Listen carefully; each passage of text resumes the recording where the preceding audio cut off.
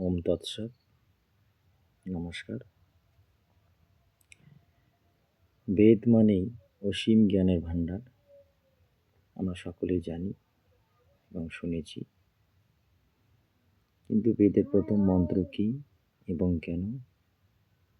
আসুন আজকে তা জেনে নেওয়া যাক।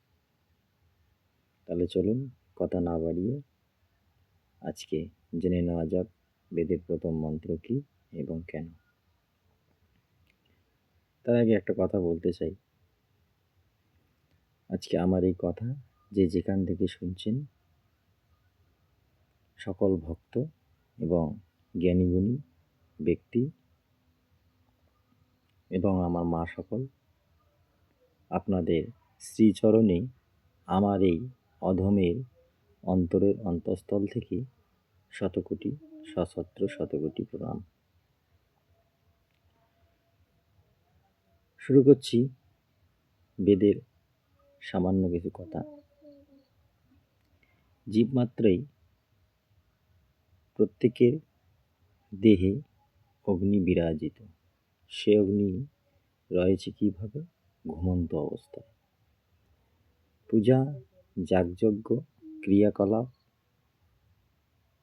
এর মাধ্যমেই আমাদের অগ্নি জাগ্রত হয়। সেই অগ্নি জাগ্রত হলে পরে হৃদয়ে আসে এক মহান প্রেম। তখন বিশ্বের সকলকে আপন করে নিতে মনে স্বাদ জাগে। মনে থাকে না তখন কোনো তুচ্ছতা, ক্ষুদ্রতা। হৃদয়ে আসে এক বিশাল ব্যাপকতা। বিশ্বের সবাইকে তখন আপন করে নিতে মনে স্বাদ জাগে।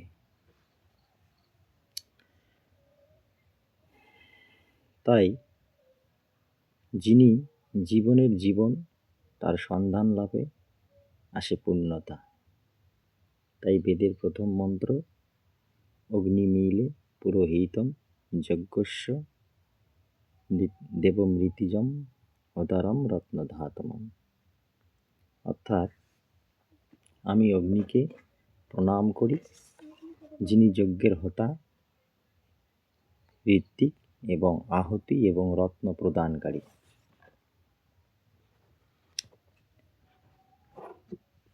বলতে পারেন এই দেহের অগ্নিকে জাগ্রত করতে না পারলে আমরা যারা সাধন ভজন পথে রয়েছি তাদের অগ্রসর হওয়া অসম্ভব। একটু চিন্তা করলেই দেখা যায় আমাদের জন্ম থেকে মৃত্যু পর্যন্ত অগ্নির প্রয়োজন। একটি শিশুর জন্মমাত্র সুতিক্ষা গৃহে তার অগ্নির প্রয়োজন হয়, অর্থাৎ তাপের প্রয়োজন হয়, এবং শ্মশানেও প্রয়োজন হয় অগ্নির।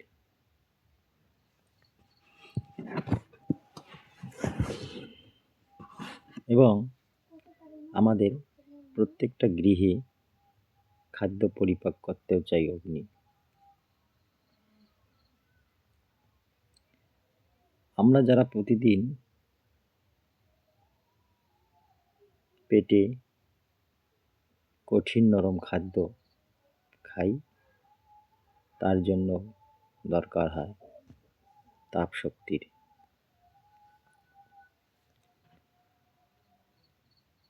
বেদ বলেছে এই মহাবিশ্বে,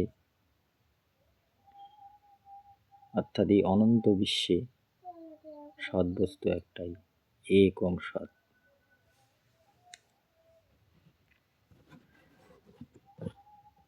যার নাম অনেক, যার একটি নাম অগ্নি। সেই অগ্নি পরম ব্রহ্ম। অগ্নি ব্রহ্মের তপশক্তি। এই জগতে যখন অন্ধকারে পূর্ণ ছিল তখন একটি মাত্র সৎ বস্তু ছিল, সেই সৎবস্তুর সঙ্গে একীভূত ছিল তার তপশক্তি। সেই তপশক্তি দ্বারা তিনি যত কিছু সবই সৃষ্টি করলেন তপস্যার মাধ্যমে। আর সেই তপস্যার প্রথম সন্তান তেজ। বেদ বলেছে তেজের 3টি মূর্তি। ঊর্ধ্বলোকে তিনি সূর্য, মধ্যলোকে তিনি অর্থাৎ অন্তরিক্ষে তিনি বিদ্যুৎ এবং বহুলোকে পৃথিবীতে তিনি অগ্নিরূপে বিরাজিত। সূর্য, বিদ্যুৎ, অগ্নি বস্তুত একই বস্তু। এই অগ্নি অর্থাৎ তপশক্তি মহাবিশ্বের সৃষ্টিকার্য অবিরাম করে চলছে। তাই আমার মনে হয় ঋগ্বেদের প্রথম মন্ত্র আর্য ঋষিরা হৃদয়ে অগ্নিকে নিয়েই প্রথম অনুভব করেন। নমস্কার।